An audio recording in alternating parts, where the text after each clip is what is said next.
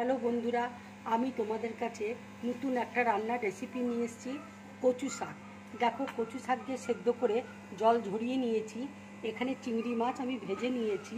এখানে জিরে আছে, নুন আছে, লঙ্কা রয়েছে, হলুদ আছে, রসুন আছে, নারকেল কোড়া আছে, চিনি আছে, কাশ্মীরি লঙ্কার গুঁড়ো আছে।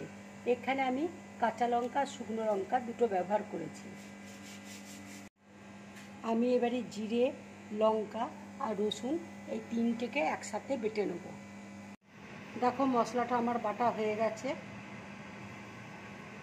তেল দেখো গরম হয়ে গেছে। এবার আমি তেজপাতা দিয়ে দিচ্ছি, নারকেল কোড়া দিয়ে দিচ্ছি,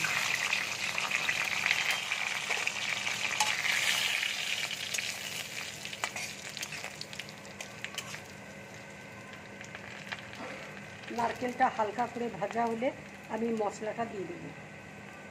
দেখো, নারকেলটা হালকা করে ভাজা হয়ে গেছে। এবার আমি মশলাটা দিয়ে দিচ্ছি। একটু হলুদ দিয়ে দিচ্ছি,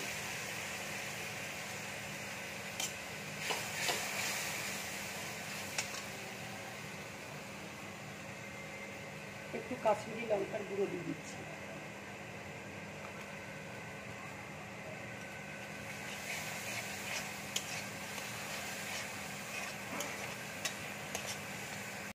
এবার আমি চিংড়ি মাছটা দিয়ে দিচ্ছি।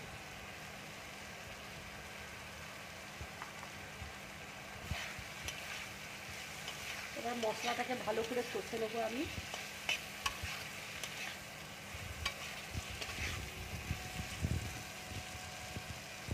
দেখো, মশলাটা ভাজা হয়ে গেছে।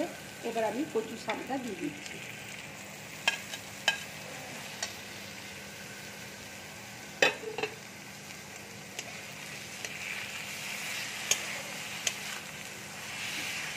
এবার আমি খুব ভালো করে ভেজে নেব।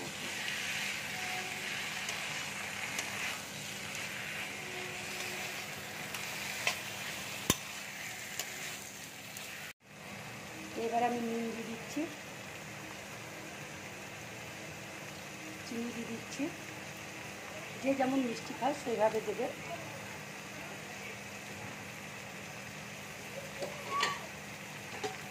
এবার আমি খুব ভালো করে ভেজে নেব।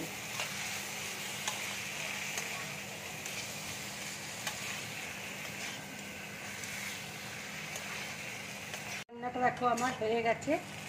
এবার আমি গ্যাসটা অফ করে দিচ্ছি। প্লেটের মধ্যে আমি ঢেলে নিচ্ছি।